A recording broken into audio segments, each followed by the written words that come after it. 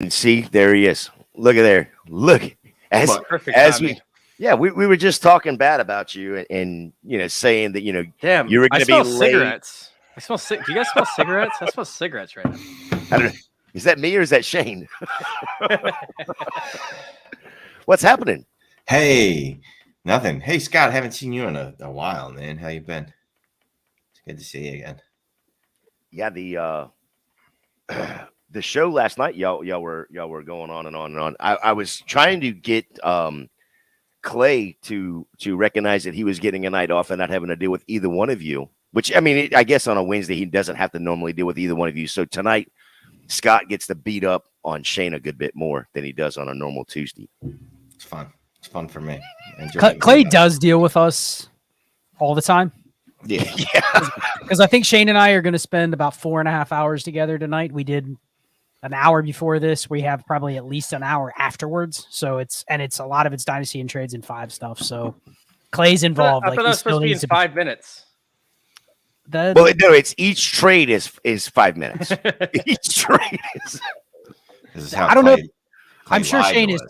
Yeah, exactly. You've probably told the origin story on here before about how you got into Trades in 5 and how he promised us it was going to be a quick hit 5-minute a day show. And 5 minutes. I'll never forget that story. Like he actually told it live on the show one time. He's like, "Yeah, now I got to go do this shit. We started out 2 weeks ago. It was 5 minutes, and then it was 7 minutes. Now it's 15 minutes. Before it's all said and done, it's gonna be an hour-long fucking show that I'm going to be on." I think now he it's realized. 2 hours. Yeah, he realized the first night we were recording, and he goes, "There is no way I'm going to keep these guys from not talking for more than like 3 minutes the entire show, so I can edit it together to be 5." And so I think the first day we were joking like this is going to be Dynasty Trades in 7 or Dynasty Trades in 10. Like, you should have picked a little bit of a higher number, and then it ends up being Dynasty Trades in 2 hours. Yeah, I think in fact that was even said. It was like this is not going to be. On one of the pods, it was like this isn't going to be Dynasty Trades in 5. It's going to be 7. It's going to be 10. Because I think like maybe the first show was like right at 5 minutes or something like that, but everything else has been 12 minutes, 15 minutes, and now it's gone to what it is. And I would love for 15 minutes, 20 minutes. Now it's like a short episode is like 45 minutes. Yeah, and Tuesday That's nights where we were going 2 years ago. Yeah. Tuesday nights have turned into that hour and 45, 2 hours, which has been it's phenomenal. I mean, I get in the chat and BS with you guys, but for the most part, I'm actually watching what everybody's saying and then how y'all are responding. And I've picked up so much just from listening to Scott on the process, on how he's trading and then how he's building the roster. So that's that. And again, that's why I wanted to get Scott on here to actually, for this conversation because of his process and everything like that. So let's kick this episode off then. You ready? Let's do it then. Let's go live, bitches.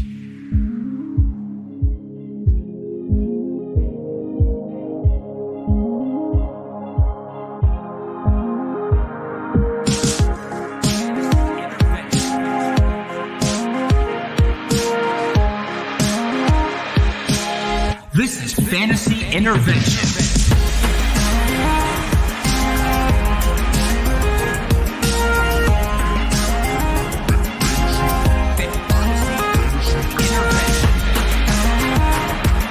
Now here to intervene with your fantasy life, Shane Manila, Jacob Sanderson, and Chase Vernon.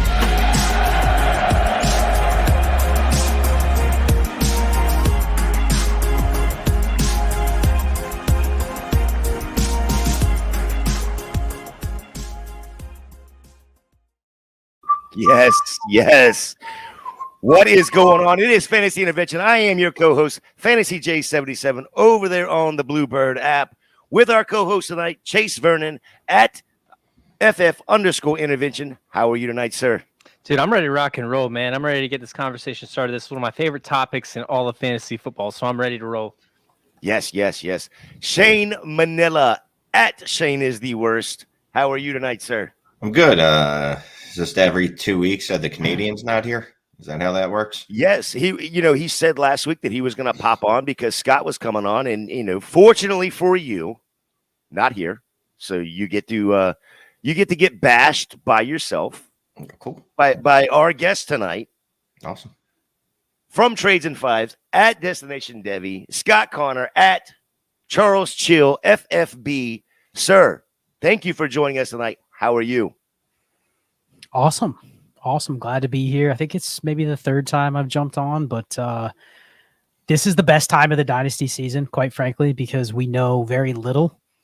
But there's a lot of leagues. There's a lot of activity starting to pick up. Obviously, the startup discussion is fun, but this is the best time of the year to do startups because a lot of people feel like, man, I don't know what to do. They're unsure of, and this is the point of the Dynasty season, quite frankly, where you're unsure of about 80 to 90% of the player pool. So if you win with structure, if you win with process, like this is the time to be hitting your startups. If you're going to do 5 new leagues this year, I want to do most of them between now and the draft. Like, I don't want to wait till August to when it's like everything's dialed in. Half the teams are playing based on what they project to happen over the next 3 or 4 months. Like right now is the time to get in. If you think you have an edge with a process, with a strategy, with your bet on what you think the Dynasty landscape is going to look like over the next 2 or 3 years, this is the time to get in, get your startups in, do different builds. But this is the sweet spot. You got to do it now before information starts to emerge.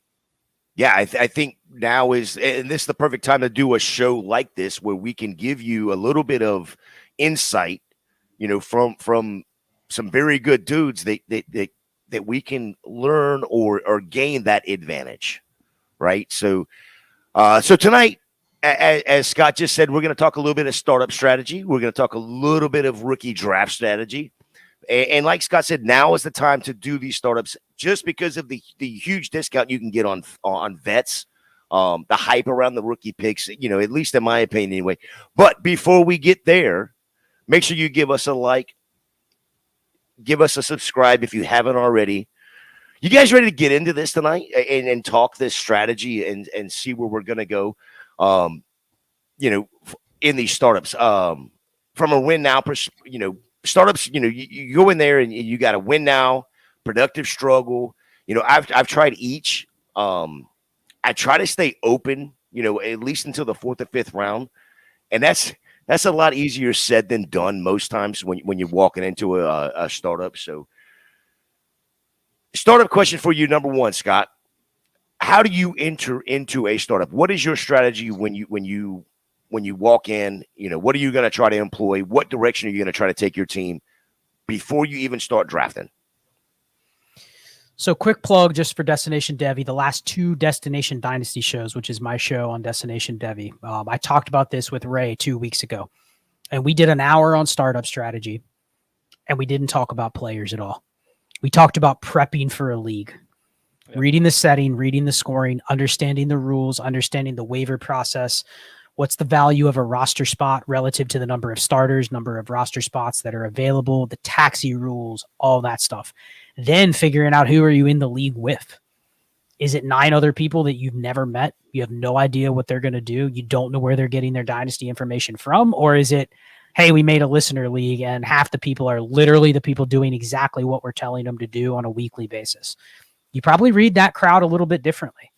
Because you're going to have to kind of think outside the box. That's something about Shane can speak to being a content creator. You have to almost outthink a lot of the people that follow you. If you jump into a league with 11 other people that are following you, you have to be prepared to do something different than what you want to do because 10 of the 11 people are probably following what you want to do. And they go, I know Scott's strategy. I'm going to try the same thing. And you don't want to be one of 11 in a league of 12 that's trying to do the exact same thing. There's more value in doing something the opposite. So reading the room, knowing who you're playing with before you even select your draft spot, before you even go and pick up whatever strategy you're going to go into, have a kind of a way where you can read all the peripherals first. So I think that's the very first thing. And then it comes down to where do I want to pick? What's the format? All that stuff. But I really think you got to spend like an hour doing that at least. Don't just willy-nilly and go, I'll just use this ADP list or this value list or whatever in draft. Like take the time to prep because once you have that, then you can just be fluid throughout the startup and adjust to what the room's doing. Yeah. Shane? No, man, the ADP list. Like I honestly don't even know ADP until someone tells me it. And it's not that I don't care. It's just that I don't care. Because all ADP is what the sheep are doing. And I've never considered myself a sheeple. Like Scott said, I don't want to do what 7 of the people in my league are doing. Because then I'm just betting on me drafting better than them. And guess what? I'm not great at player evaluation. I'm no better than probably anyone else in the league. Well, maybe a little better, but that's not where my strength lies. So I don't want to have to be betting like, all right, I know Pat Mahomes is definitely better than Josh Allen, and that QB2, Kirk Cousins is going to crush Mac Jones, which we know will happen. But you know what I mean? I'd rather be in a situation where I'm like, and this is me and Scott have been preaching this for 2-3 years now. We're like, well, let's take some thought out of this. We're just going to trade up back into the first. You can have our second and third rounders, and we're just going to get 2 top 5 quarterbacks. It's simple, right? It's not a lot of thought, but it's a way to beat you in the head. Where other people are like, no, I want to get value. I want to get assets. And you're like, all right, you can get all these third and fourth rounders that you want. And when third and fourth rounders are no different than fifth and sixth rounders, like I'm fine just taking off, 4 rounds of the draft after I've just destroyed you with my quarterbacks. Now, part of that is you need to stay the course when you do that. You can't falter after like a season of Trevor Lawrence looking really bad with Urban Meyer. You have to trust your process and go, all right, this is going to turn around. But Scott can attest to it. There's a bunch of rosters that he built that way, that we both built that way, and those are my strongest rosters because you can fill in the other positions. You can find wide receivers. I said it forever. And it's still true. There's like 6 players that matter at every position, if that. Obviously there's quarterbacks. That's up to 9. Scott corrected me last night. We're at 9. Wide receiver, there's like 5 wide receivers that matter. Then there's 5 running backs that matter. And then everybody else is just kind of a guy, and there's levels and tiers, and you're just trying to get additional assets by playing the market. Like we just talked about on a roster review. If someone thinks Jalen Waddle is significantly more valuable than Devonta Smith, all right, well, I'm going to go try that in every one of my leagues to go get Devonta Smith plus for Jalen Waddle. Yeah. I pretty much agree with what both said. I think knowing the rules is crucial. I can't tell you how many dynasty drafts I've joined and I didn't read all the rules, or I didn't read the fine print. Like for example, 2.5 PPR in one of my leagues for tight ends, compared to just single point PPR for the others, and in terms of tight end premiums and whatnot. But I think the dynasty has somewhat changed over the past few years, especially with the wide receiver position and how soon they're breaking out. And I used to have this thing about getting on the same curve of production. It's going to take a couple years for that quarterback to get up to a prime spot. So you don't want to draft an older running back who's going to end up being out of the league before the quarterback ends up hitting and your wide receivers end up hitting. Same thing with tight ends. So trying to draft along the same bell curve of production is essentially what I wanted to do. But now it's changing so much with the landscape of the wide receivers breaking out in their rookie years and being a top 10, top 5 option in some cases. It's changed. So I think that actually opens up the opportunity to go different angles in terms of your draft, because we all know the veterans are going to be faded tremendously. But the thing is, if you end up winning 1 year, that ends up paying for 6 years of dynasties to come. So if you can get 1 year, that means that you have 6 years of free weeks or free years that you can play dynasty football for years to come. So watching the room and, like Scott said, knowing who you're playing, but also know who you're playing during the draft, and playing the room opposite, as to where a lot of players would end up opting for the younger guy, or just, attempting to get the team that's going to dominate in 2 years from now, I think is going to be something that I'm going to start to fade over the next couple of years, just because everybody's trying to get so young. Yeah. The one thing that Scott said that at least for me is going to be the biggest takeaway in this answer is going to be learning my league mates, learning who I'm playing against, because, the leagues that I play in, mostly I know most of them, but there's a few that I don't know. And I need to get into chats and actually have conversations with them in the chat. And I think that's going to be a huge takeaway.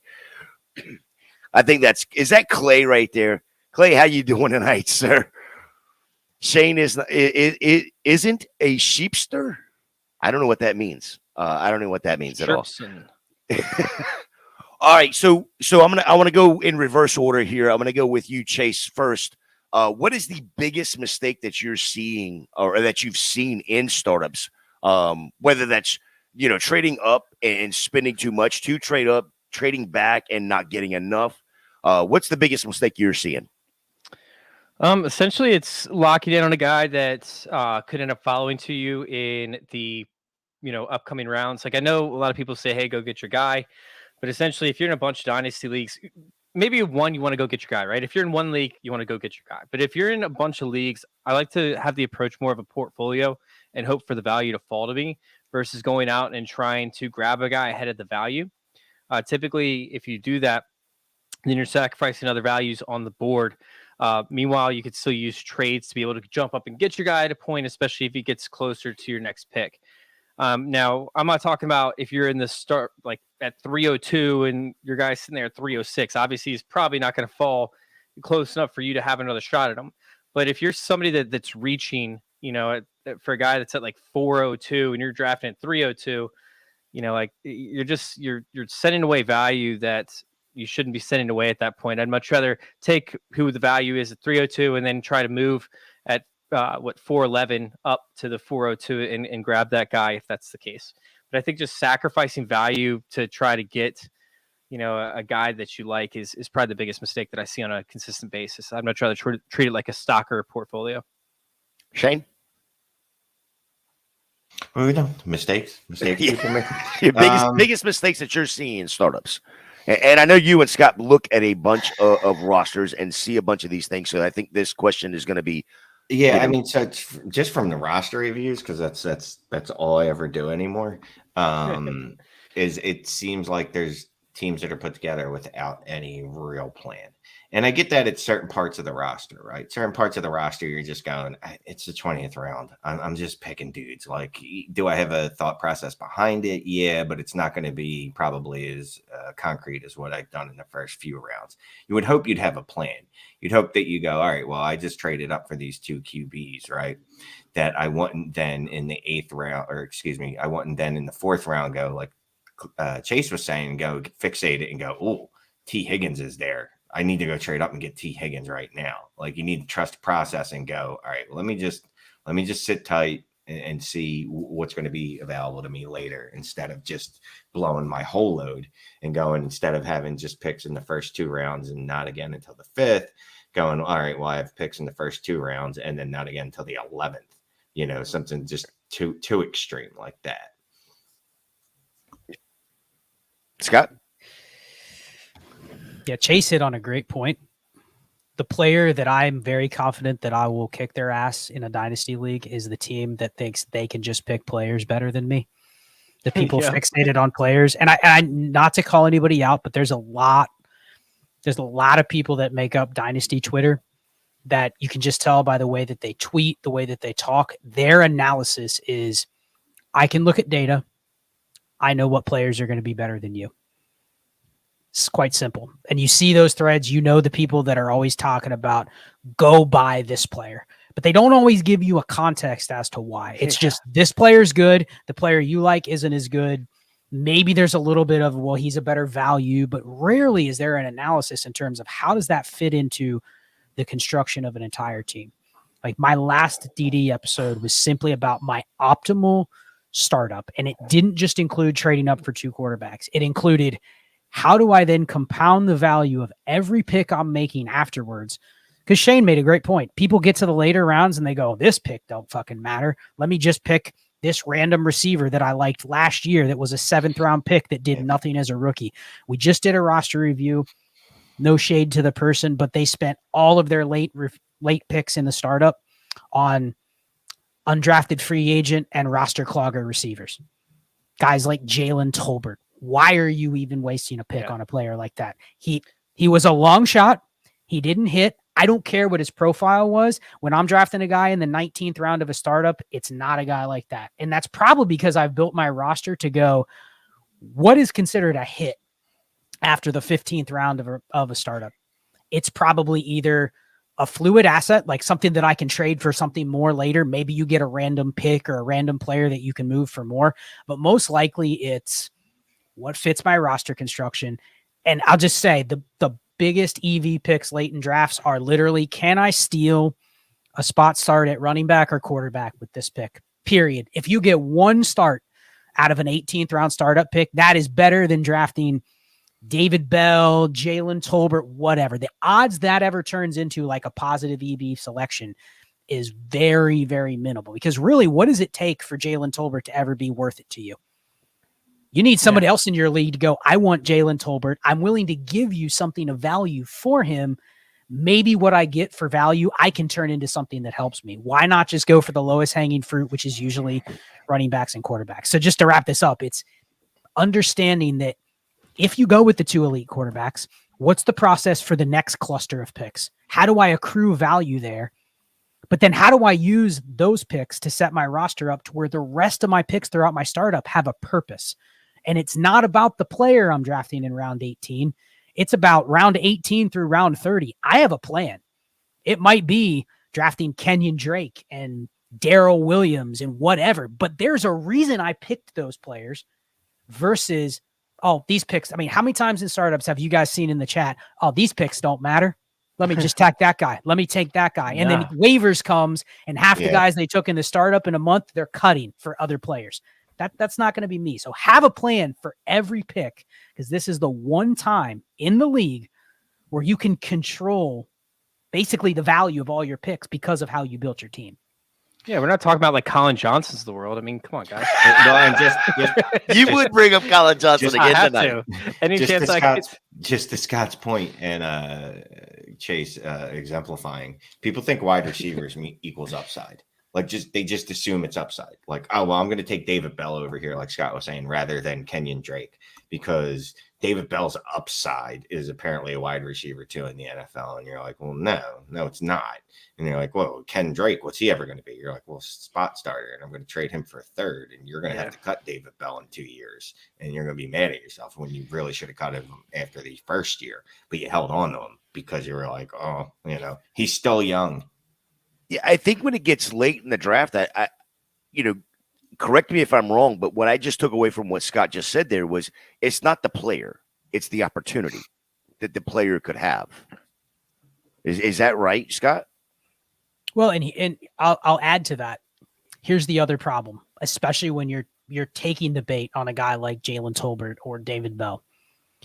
It happened last year. I saw it. How many times did you guys see Justin Ross drafted in drafts or Justin Ross drafted in a startup? And you knew, here's the thing. You knew you were going to get absolutely nothing from him. Not even on the field. You were going to get no information on him for a year.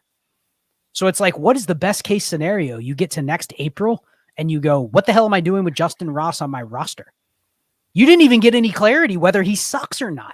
Right. And if you liked him last year, you're going to go, well, doesn't make sense for me to cut him within a year because I already know he's going to be out for the year. So guess what I'm going to do? I'm going to hold him for another year. You know what? I drafted that Jalen Tolbert. Guess what? You're not cutting him. You're pissed that he sucked, but you're probably going, man, all he needs is a chance. I'll give him that second year. So what have you done? You've not just wasted the startup pick, but you've held on to the roster spot for 2 years for something that, if I'm going to bust on a pick, let me bust on Kenyon Drake or Darrell Williams. Guess what the bust or the break is? They're not on a roster. They're not on an opening day roster. I cut them for somebody else. At least I get a quicker outcome. I don't have to wait for 2 years to get broken up with. That's essentially how you look at some of these picks is they're not worth anything. There becomes a flexion point in a startup where what you're picking, any production you get for it is worth more than the actual pick. So the worst thing you can do is sit on those picks for a year or two because it's the wrong roster construction. And you see that all the time. You see these teams and you go, we get to this time of year, everyone has to clear their IR and clear their taxis. And you go, holy shit, you're just cutting Emmanuel Sanders? You're just cutting a player that literally retired? And what was the point of holding them? Some of it's inactivity, but a lot of times you see people cut players and you go, wow, I just saw someone cut Kellen Mond in the league today. Why'd you even have him? I think I saw him in the league. I'm not going to lie. And you've probably, you probably had him for 2 years or more. And you've literally He's lost. been sitting on my taxi squad. But I mean, it's a 30 team roster. So and then you have 4 taxi squads. So he's the 4th guy on my bench. I can't really find anybody else. But like you said, if Kirk Cousins get hurt and I can get a start out of him, Chase, Yeah. I think the thing we just learned right there as a fantasy intervention family is that Scott needs to start giving, Shane some life lessons on dating, on how to go about his process and dating. Oh, he doesn't need that from me. He's got that part down. I've got an excellent process. and a lot of it involves the correct me if I'm wrong, Shane, but it involves drafting the equivalent of the Kenyon Drake. And if it's not on a roster, then it's out. It's out. All right, we're gonna move. You might get a spot start occasionally. Get a spot start. That's right. That's right. So this question, I actually had this, put this into a Discord and got this question out of one of my good friends. I'm going to call him a good friend at this point. We'll see what the answer is at the end. So we're going to leave Shane to the end on this one. So we're going to start with Chase. We'll go to Scott, and then we'll go to Shane. But with everybody building, through quarterbacks and then wide receivers, how do we counter? And then how do we gain an advantage to that? Is this where you're going to grab the tight end, the running back, get your quarterback, that top quarterback first? If, let's say you're picking from like the 108 spot, 108, 109, somewhere in that range where you get the top 5, top 6 quarterbacks off the board. Chase and Jefferson are off the board. How are you going to build, with everybody else taking the quarterbacks and then the wide receivers, Chase? I think you kind of got to push it back a little bit even further than that to maybe like the 110, 112 range. But this is one of those opportunities where, hey, you see everybody going young, you see everybody going quarterback. So this is the opportunity you have to win this year, and then hopefully, go into a quick rebuild by trading away assets that you have to teams that didn't quite make it. Hopefully you win, but this is the time to take like the Jonathan Taylors, Cooper Kupps, the Travis Kelce's of it, and just go out for championship, because that a lot of the guys that are on the board are going to try to go younger and younger. You're going to see guys like, Trevor Lawrence and whatnot probably go in that section as well, where they're not ready to maybe give you a top 3 quarterback number, but you're going to be able to get like those Daniel Jones, right? The guys that are going to be able to produce decent numbers. Meanwhile, you're going to have such high leverage at the running back position and at the tight end position that it could give you enough to get you over that hump. And especially when it comes to, the fantasy playoffs where we don't even know what's going to happen. A lot of times you can find like these spot start wide receivers or these veteran wide receivers that could just put together, just enough weeks to be able to get you through, to get you that championship. So if it gets to a point where I'm like, oh shit, there's nobody on the board that's worth taking, but I see all these veterans, on the board, to guys like maybe Derrick Henry seep down to the 5th round or something like that. And Dalvin Cook seeps down to the 6th round or 7th round.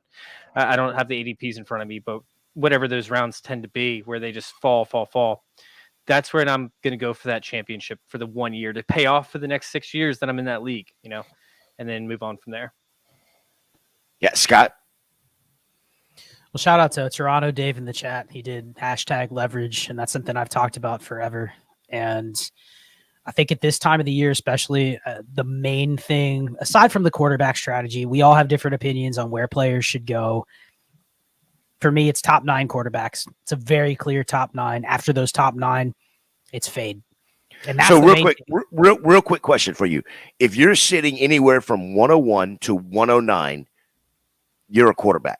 I will do whatever it takes to get 2 of those picks. I don't care who I get. But again, the difference is I have defined that range for myself. If you sit here and say, I don't agree with that range, that's fine. But at least define a range of what you're trying to do. In some leagues, you can't get 2 of those top 9 picks. The people that have them don't trade them. They don't make the type of move that you want to get. So kind of know your league, but have a defined process. And I think the biggest thing is at this time of year, fade the flatness. What I mean by that is you're going to get in. There is a ton of what I say at the beginning of the show, 90% of the dynasty player pool, people really don't want right now. You can name on, if you had 4 hands, you could name on 4 hands the number of players where it's like, if you put them on the trade block in your league, someone's sending you an offer within an hour or 2. A lot of other players, it's like, sure, if I have them, I value them. If I don't have them, I'm certainly not trading flexibility or draft capital to get them. I'd take them, but it's got to be at a discount. So it's like if 80% of the players I would only want if I'm getting them at a discount, it's not really an active market. So it's fade the flatness. You get into these middle rounds of startups. If there's places you can get that leverage, like Dave said, you trade back. You trade back from our example we always give is the T. Higgins, Jalen Waddle, Devontae Smith range. Those guys are good. I'm very confident in the way that I analyze player data. They are no better than the DJ Moores, the Marquise Browns, those guys of the world. They're just simply in better situations. If you flip-flopped them, you'd go, man, that production really is pretty similar. But there might be someone in your league that goes, dude, I have to have Jalen Waddle. I'm willing to give you Jerry Jeudy and a first. And that's fading the flatness. Really, all you're doing is you're betting that Jalen Waddle isn't wide receiver 5. He's wide receiver 12, wide receiver 10. And historically, that's not really giving you much more than wide receiver 20. That's not going to win or lose your league. You know what might win your loser league? Having that extra first in the chamber during the season to go, you know what, fuck it, I need to buy a running back. I'm going to go buy a hammer. I have the extra first to go buy this year's Christian McCaffrey, and I'm going to go get it in week 10. So it's getting those now, because once you get too far into the season, you're not going to be able to make those trades. But it's not just receivers, man. Like you get into QB2s after QB11, QB12. It's the wild, wild west, man. Pick your poison. Same with running backs. It feels like running backs, it's 5, 6, 7 guys, and then it's who the hell knows. So if you can find people that have preferences in those range, take the leverage. Take the 2-for-1.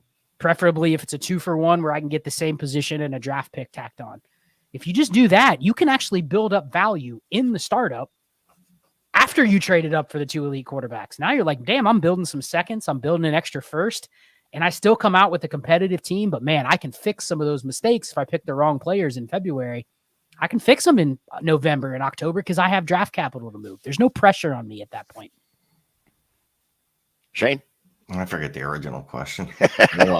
When this was your question, by the way. It was my question? That you sent to me. It was? With everyone building through quarterbacks and wide receivers, how do we counter and gain an advantage to that? Well, I mean, with the quarterbacks, unfortunately. Or I guess the question, you were asking me to ask Scott this question because you didn't know the answer.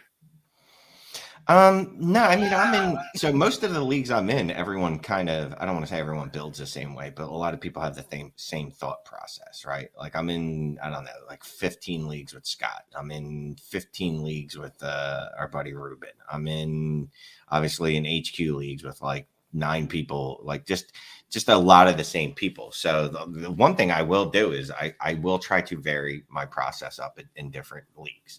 I won't be as adherent to portfolio as Scott. We'll use it as a tiebreaker though, right? So like say someone offers me Chris Olave for Drake London straight up or something to that effect, a player that I think is basically the same. If I'm heavy on one and light on the other, then yeah, I'll make the deal. But I mean, part of it is just simply being aggressive, being more aggressive than other people in your league.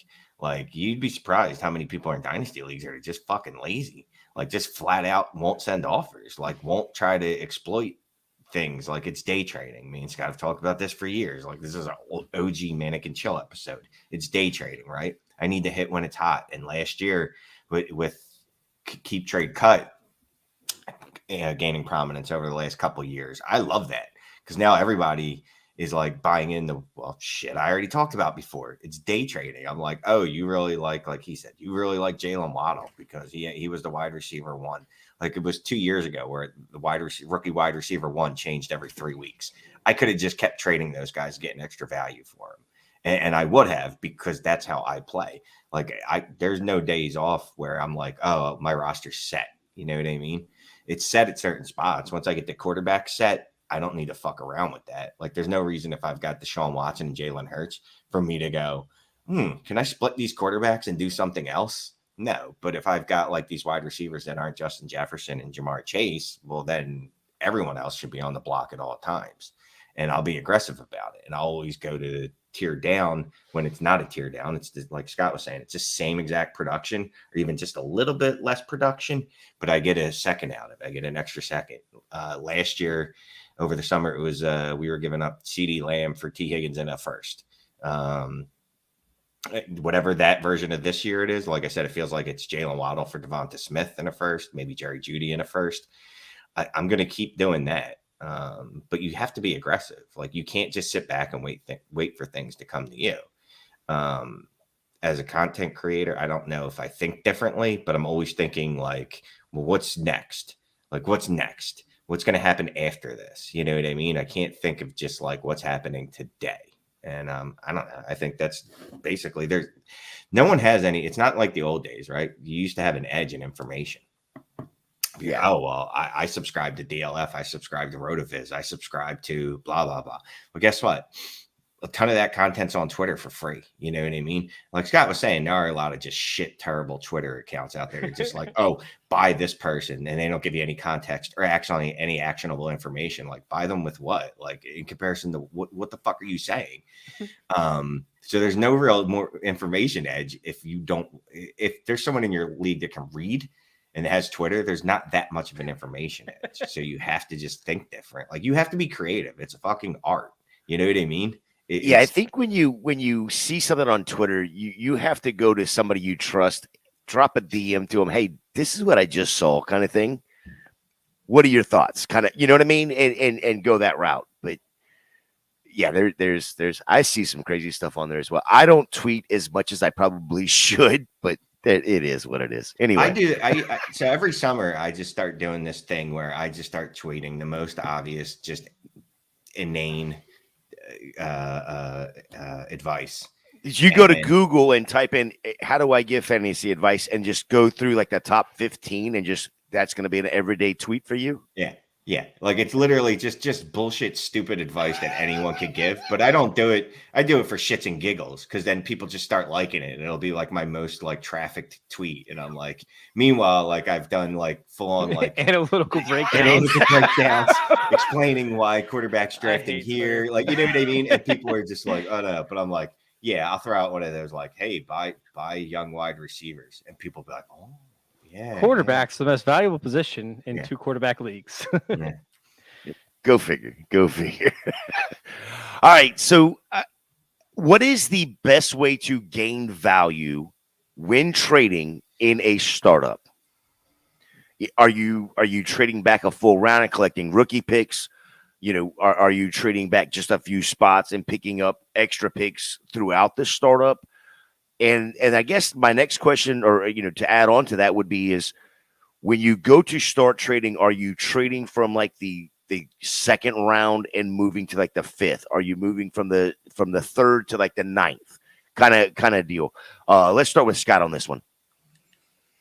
Yeah, check out that last show I did on DD. I literally broke this down round by round and just talked about optimally using trade calculators exactly what I would do. But to answer your question, let's assume I did trade up and get the 2 elite quarterbacks. I've probably traded away some of my mid-round picks, even up to like my 2nd, my 3rd, and my 4th. Like Shane and I have done that deal dozens of times where we trade away our 2nd, our 3rd, and our 4th, and we get back a 1st, and we also get back some other startup picks. There's 2 rules. Never give up more startup picks than you're getting. That's the number 1 rule. So even if you're only getting back a 9th and a 10th, that's better than just trading a 2, 3, and a 5 for a 1. Never do that. And if you're taking this approach of trading up first and then trying to trade back, never give up your own future first in a deal to trade up. So if you stick to those two principles, you can trade up and back all day. Every time I'm trading up, I'm getting an equal number of assets. When I'm trading back, I'm always trying to split the asset. And really, that's where you fade. That's where you go, okay, Chase, you really want to take this guy at 502. I asked for some questions on my Patreon the other day. To give me examples of this. A guy on the board traded a 502 startup. After he had traded up and gotten 2 elite quarterbacks, he traded the 502 startup and he traded back to the 809 and got a 24 first. So 1.75 premium. And I go, okay, well, tell me what players were in there. And he's like, well, I got Evan Ingram and I got the guy's 24 first. And you know who he selected at the 502? Russell Wilson. I go, okay, he basically just gave you a 24 first and a tight end you can start for Russell Wilson. Now, in a trade, you're probably not going to get that deal, but in a startup, weird things happen. So this can either be on the clock or not. But man, that's how I'm gaining value. I'm giving myself options, especially if I can get draft picks. Like you can hide draft picks on your roster. They don't count towards your roster spots. Even if they're 23 picks, you draft those now. You don't have to pick them until May. That's 3 months of information you get to store in your draft pick chamber, and it doesn't cost you a roster spot. It stays flexible for 3 months. So I think especially if you're going to trade up, you got to use those mid-round picks. How can I move back? How can I accrue assets? I still want to pick good players, but I can get good players in the 7th, 8th, 9th, 10th round of a startup. But I'm fading. And to one of Shane's points, sometimes when you want to make these moves, you have to be uncomfortable. You got to be willing to trade away the asset that the market loves. Do you guys really want to trade away your Garrett Wilson or your Chris Olave? No, because everyone loves those guys. But reality is those are probably the ones you want to try to make these moves with because you're going to get action. You're going to get multiple people that'll give you action. So I think it's just that. You got to be able to fade when everyone else is going, man, let me go get that guy because he's so valuable. And that's my favorite thing right there is that makes me uncomfortable. As soon as everyone's in on a guy I love and I'm like, fuck, I got to move him now. You know what I mean? Like I have to move him. I don't have a choice. Like Breece Hall last year, like in the week 3 of the 4-week run, I was like, God damn it. Everyone came around and realized that he's better than Jonathan Taylor. Now I have to trade him and I don't have a choice. So I did, which kind of hurts because you're like, oh, I really like this player, which is, I will say this, sometimes playing in Devy leagues is a disservice to yourself because you're like, man, I've had this kid since he was fucking 18 and he's finally doing what I wanted him to do. And now I got to trade him. But Scott's point, Chris Olave, Garrett Wilson, they're probably sells right now. If you can get them cheap, fine. You know what I mean? But there's people out here that are offering like multiple firsts for them. And do I think both of them are going to be top 6 dynasty wide receivers? I do. But guess what? We thought Elijah Moore was going to be a top 12 wide receiver at this time last year. Now, obviously, the what they did last year is much better than what he did. But the point is, you're banking on outliers, right? So you want to take the chance on, well, if I get 2 firsts for this guy, there's a chance that I get him again. Plus, I have another first to play with. If you keep doing that, you're usually going to be okay.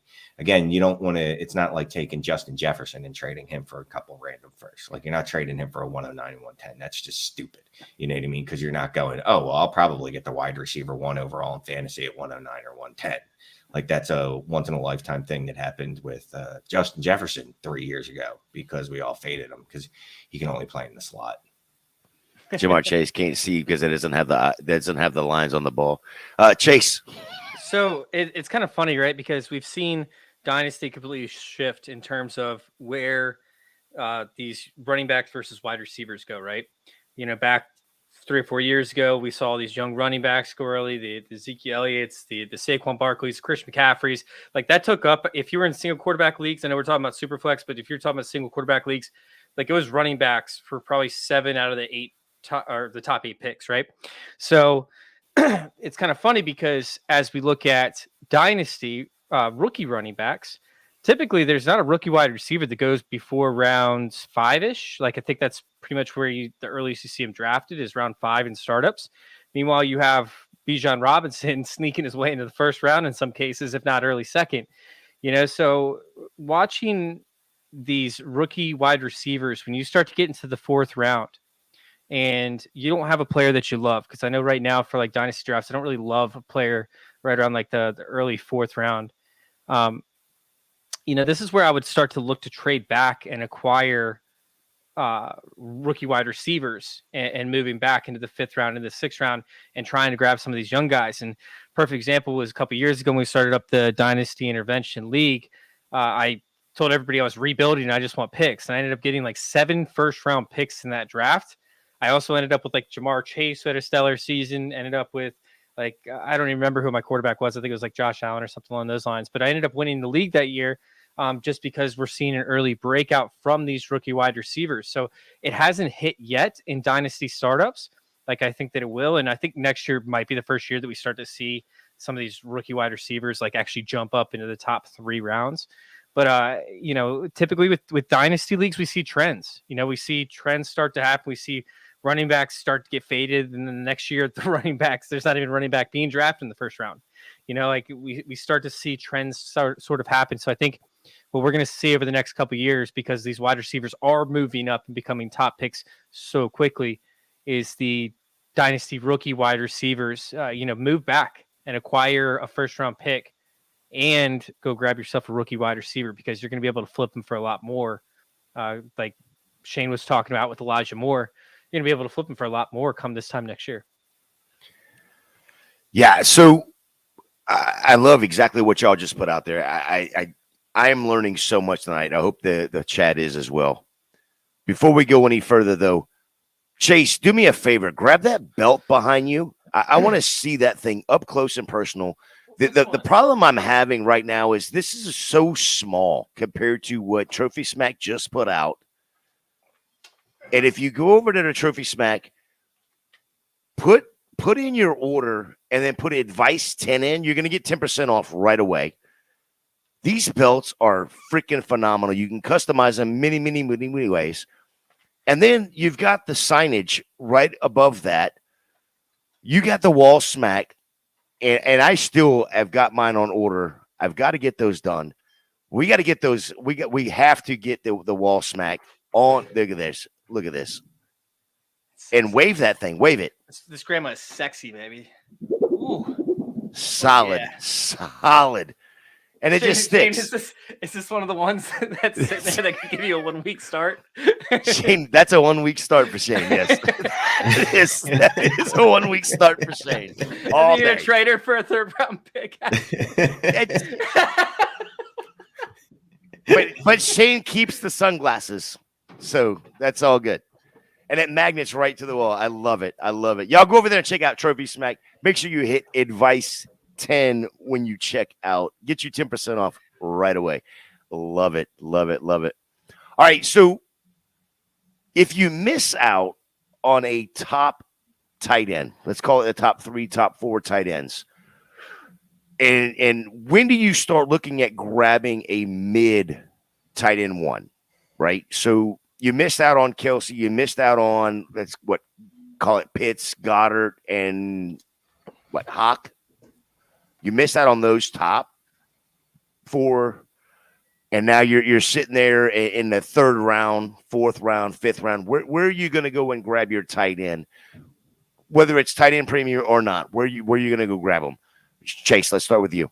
I mean, Hawkinson made a big enough impact on the Vikings to make me want to grab him, especially with Adam Thielen, pretty much fading into the dust, up until they add somebody else into that wide receiver core, which I don't really see happening. I think Hawkinson is somebody that must be an option. But if you're getting past them, typically I'm not going to waste my draft picks on a lot of these other options outside of maybe like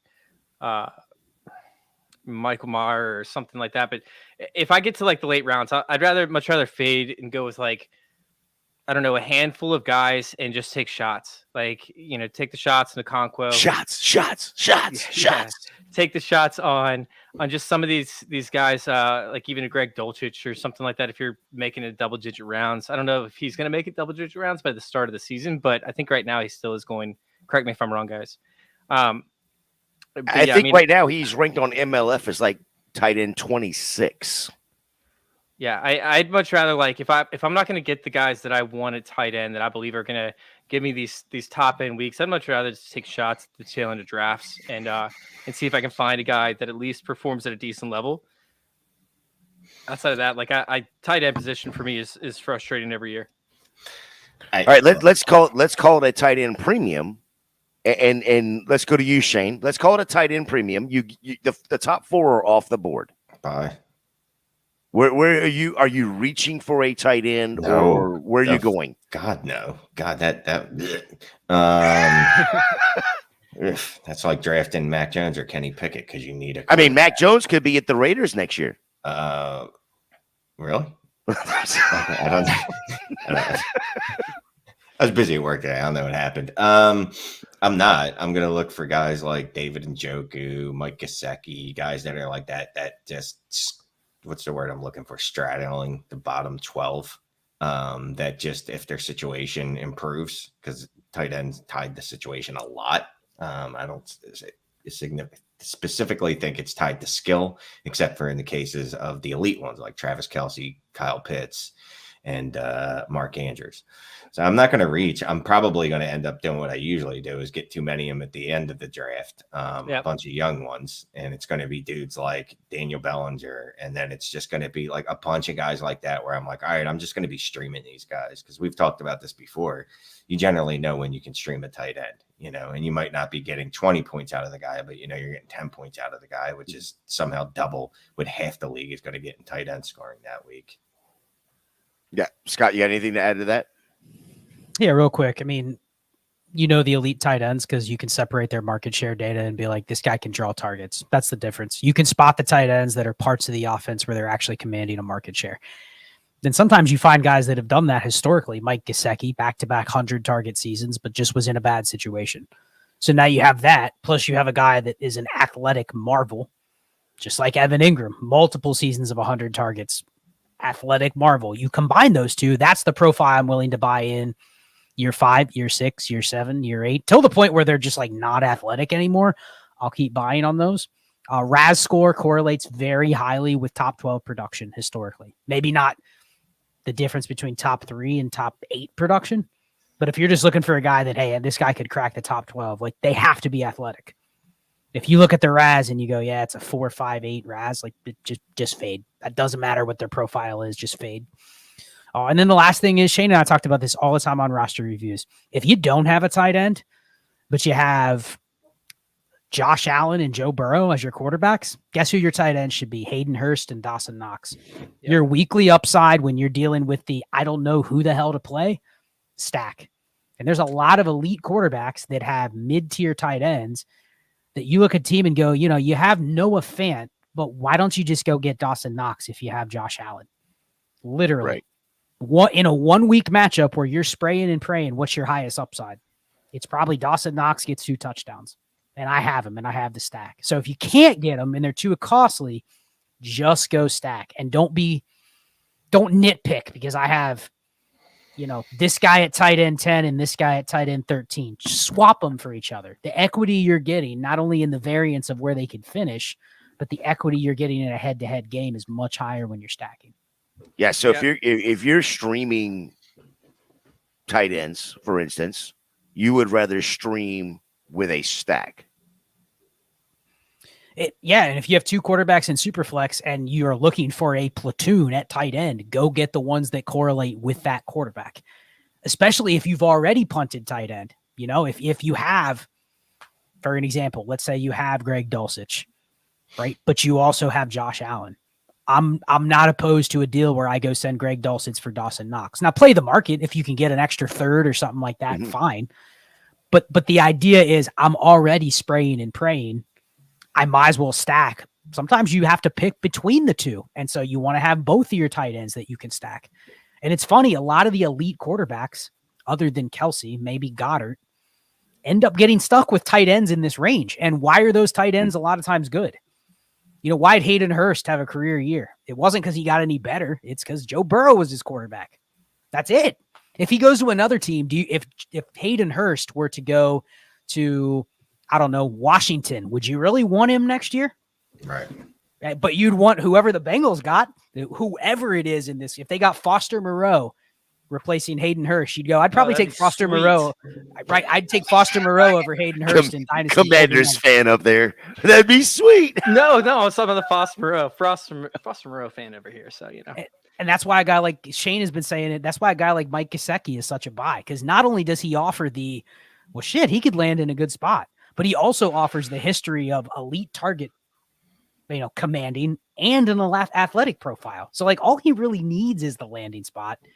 Yet, he was worthless last year because he wasn't producing. So you just got to be patient at tight end. Play it year to year. Shane, Chase, I thought you had something to add there. Oh, no. I was just going to say, in one of the leagues that I have, so we did I joined Dynasty last year. I ended up taking, I think Tyler Conklin ended up being on the waivers at one point, so I grabbed him. But I had Foster Moreau, Albert O, Harrison Bryant, Isaiah Likely, Okonkwo, and Bellinger. So I ended up, that's the range of guys that I'm talking about where I'm just literally grabbing 5 guys. And guess what? I ended up moving Bellinger and I ended up moving Bellinger for a third after the season ended. I moved Okonkwo in the beginning of the season for a third. So I ended up with 2 third-round picks to draft quarterbacks with my last, 5 picks of a 30-person draft. So I think taking shots on tight ends, and if they end up shining, or somebody is trying to acquire a stack at the tight end position because they don't have anybody else. Well, now you have a plethora of guys, and all they need to do is show one opportunity for you to add a third back to your roster, and you still got plenty of guys to kind of take over that position. Yeah, and in the perfect world, the guy that you drafted in the third, you move for a second. It's kind of like the super flex, while you're grabbing backup quarterbacks. You're not grabbing them so that they're going to be on your roster forever. You're grabbing them so you can trade them as an asset and then do the same thing next year. Rinse and repeat. Like this tight end I got in the fourth, cool. I can move him for the third now. This tight end I got in the third, I can move him for the second now. This tight end I got in the second, well, if you move up the first round value, we'll probably hold on to him. Just to illustrate how fluid it is too. I mean, I'll throw out some names and you guys tell me if you're interested if they went to a bottom 5 team in the league. Dawson Knox. No. Hayden Hurst. Nope. No. Gerald Everett. Hell no. Dalton Schultz. Maybe. The point is they look a lot less shiny when you take the team they're on now and you put them on, this team. You put them on the Rams of last year and you're going, well, it has to be a very specific situation where they would produce. So that's the tight end landscape. So you always have to be like, when this offseason gets here, you kind of hit the reset button and you go, these are like the 6 or 7 tight ends that are actually good. All these other ones are just in a bucket. And I'll just wait for them to emerge and collect as many as I can. And I like Chase's process of, in the offseason, get 7 of them. You probably don't want to carry 7 into the season, but I hit on 7, I draft 7, and I end up hitting on 3. Cool. Yeah, no, I 100% agree with that. That's great advice. Okay, so how much, at this time of year, with it being February, let's call it February, March, how much does format truly matter in a startup when, I mean, we don't have to set a lineup for what, 6 months? So what? And I asked this question because, we did the mock, as rough as that was last week, but Scott sat there and took 17 quarterbacks in a 10-round mock, which was, I don't know how he did it, but he got 17 quarterbacks out of this. So that's why I'm asking the question is, how much does format truly matter this time of year in a startup when you've got 6 months before you set your lineup? Shane. I mean, to me, format always matters because I don't ever be in a position where I have to chase to fill spots when the season's starting. I don't want to be in a position of going, all right, well, I'll worry about quarterback 3 months down the road. The only position that I'm okay with doing that with, well, there's 2 of them, is running back and tight end. But a quarterback and wide receiver, like, you best believe that I'm trying to make sure that I know this will really make everyone mad, that I can hit submit lineup and feel confident that quarterbacks are set and I got at least 5-6 wide receivers that I can roll out there any week. I'll figure out the rest later. The format would matter even more if it's like 1 running back. Oh my God, I might not have a running back on my roster. But the format, it's definitely going to matter. Chase? So I guess I'm in more finicky leagues. So like if I went out and I drafted, well, you're a finicky person. Yeah. If I went out and I drafted 7 quarterbacks in the first 10 rounds, I'm pretty sure the entire league would boycott me and not do a trade. So then I'd be stuck with 7 wide receivers. 7 quarterbacks. So I think that having excess is fine, but having a glutton of one position or another, it somewhat backfires because people know that you also have to make a move. Like they might need a quarterback, but you also have to make a move. And if they're facing you week 1 or in the first few weeks of the season, and they know that you don't have, you only have 3 wide receivers and maybe 2 running backs to put out, one of those guys gets hurt, like they're going to purposely boycott you and probably get the rest of the league too. So I think having excess is fine, but I don't want to have an over saturation of any position. So for me, it matters, but more so to the point of like, I want to remain competitive without I don't want to draft to trade necessarily. I don't want to be at somebody else's mercy in order to get a win in the first 2 weeks of the season. Yeah, I mean, I feel you there. I think I guess ultimately the not oversaturation, but you're also drafting at value, and if you're able to get those particular players, you're gonna end up getting the return, later on as well. So, Scott. Well, I think to Chase's point, and part of the reason I did that last week on the mock is It was bad. Just to kick our ass. We know why you did it. Well, the whole draft was kind of fucked. So it was. But I think shout out to John Hogue. Anyone knows John Hogue from DLF, Superflex, Super Show. Yep. He was ahead of the quarterbacks in terms of hogging quarterbacks. He's been doing that for 5 years. The one flaw I always found in his strategy, though, is once he would leave a startup with 6 quarterbacks, the one thing that he did was flawed. He overvalued all 6 quarterbacks. Yeah. And so he never traded them. And then all of a sudden, and I've seen him end up with rosters where, great, he has 5 quarterbacks, but his team finished last. But he's never willing to cave and make the quarterback trade because he overvalued the one he took in the first, the second, the fourth, the sixth, and the 8th. Because you know what? You didn't have him, Chase. So you're never getting them from me. I think part of the fun in a startup, though, is you can take 4 or 5 quarterbacks. The problem is you can't expect you're going to be able to trade at a profit the ones that you got because no one else wanted. Yes. So that's the big difference. If last week I end up taking 2 quarterbacks to start, but then I get Daniel Jones and Anthony Richardson, guess what I should probably do? Circle back and trade the one that somebody actually will give me something for. Even if it's a fair deal, that's the one I'm going to be able to move. Yep. You don't draft Daniel Jones in a startup in March and then go in October and go, dude, I'm going to get twice what I paid back then. Yeah, probably not going to. So I think you do it for value, but then you fade the fact that, hey, I probably now can kind of recycle what I thought I was going to do from the beginning because all this value fell to me. But you still got to probably trade in that uncomfortable range where you're not necessarily getting to sell the one that I want to deal. It's probably going to be the one that the market's willing to buy. Yeah, and just like I said a minute ago, and Jason just said right here, you don't have to set a lineup yet. So I think that's the biggest key right now. We're running over. You guys good to go for a little bit longer? Or No, actually. You're always got to go. No. Seriously. You don't have trades in 5 tonight, so you can shush. No, I wasn't asking you, Shane. We actually have to. I know you've got stuff to do. Well, real quick, we'll get out of here in just a few minutes, but I do want to get onto these real quick rookie questions. Scott, is there a situation, or what is the situation you would not draft Bijan 101? 14 teams or more start 2 QBs. This is where put it this way, if the scarcity in your league is so ridiculous where there is no other path to getting a quarterback, then probably I would consider not taking them. But that's 1 out of 1,000 leagues we're probably talking about here. Okay. And still, I would even try to play the bias of the league. Well, everyone still thinks it's a consensus. Bijan's the 101. So can I trade back to the 102 and pick up a second? You'd never post that on Twitter because you'd get eviscerated because all you got was a second to go from the 101 to the 102. But you'd rather do that than trade back or draft a quarterback at 101 and just let the 102 team get Bijan.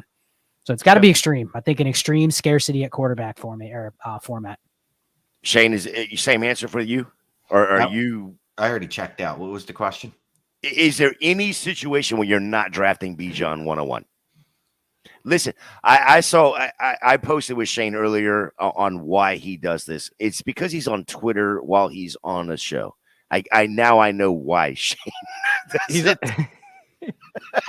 Now I know why Shane. It's not that he's checked out. He's just his concentration on Twitter is the thing. There's a lot of situations where I can't imagine I would take Bijan, but I would do everything in my power to trade out rather than go, all right, well, I'm just gonna take CJ Stroud here because that's what I need. Like there's going to be leagues where I'm going to take Bijan and go, all right, well, you fuckers in week 4 when he dropped 30 points on everyone and you're like, oh, it's the next Christian McCaffrey. Now maybe you'll be willing to pay. Excuse me. When the points count and the points matter, people look at points differently. Running backs, that's why running backs are generally worth more in season than off season, right? Because we hate them in the off season. We love them in season because they're scoring points. So, I mean, more than likely, I'm going to take Bijan like 99 times out of 100. Chase. They pretty much nailed it on the head, but I do know they have to go because they do have a live show to do at 9 Yes. o'clock. Oh, they got it at 9. Okay. All right. So, Scott, tell them where they can find you. Sorry, I thought you had a few minutes. So, Scott, tell them where they can find you. No, you're good. Shane has to squeeze in that 10-minute smoke break in between. It's actually at 9:15, so we're good. Is it? Oh, we got time. We got I said- 13 That's minutes. I said 9:15, but we'll take a little bit of a break. No, But no, no. you If you can- said 9:15, that's fine. I said 9:15 to be there. Oh. So not 9:21 when you're going to show up after the 10-minute smoke break. Right. But anyway, at Charles Chill FFB, appreciate you guys having me on. I think this is the best time for Dynasty. This is the best discussion, like just talking theory and strategy. I don't think we really dissected any players on this show, which is, What I mean, players? yeah, exactly. We didn't really talk players. We threw out names, but it was more in like strategic context. So at Trades in 5, that's our live stream. You already talked about it. I do have 2 podcasts on Destination Devy feed. So check that out on Destination Devy's radio network. And then I do write on DLF sometimes. So that's We where you did can talk find my about network. Colin Johnson. Just So saying. wait. You write on DLF. Do you write more on DLF than Shane, or does Shane write more than you? I I'm don't- asking because Shane used to said- write more than me, but I actually think I write more than Shane now because I do at least a weekly article. Oh, Shane, yeah. Shane you're does the definitely mailbag, but other than That's that, it. yeah. Yeah. And then Yeah. every once in a while, when there's like a desperate plea, like, guys, we really need someone to grab this article. I'm like, all right, fine. No, that's it. I'm just doing the weekly mailbag. And then when the season comes, What- I'll Shane, just tell them where fantasy they data redraft. Tell them where they can find you at, sir. Hey, Dynasty Trades in 5. I don't know if you've ever heard of it. Me and Scott do that together. It's the new school Mannequin Chill, but it's with a purpose now. Dynasty Trades HQ. It's off season, so I'm writing for Dynasty League football right now. And I just Who? looked at my Twitter bio, and I definitely saw that Mannequin Chill is still on there.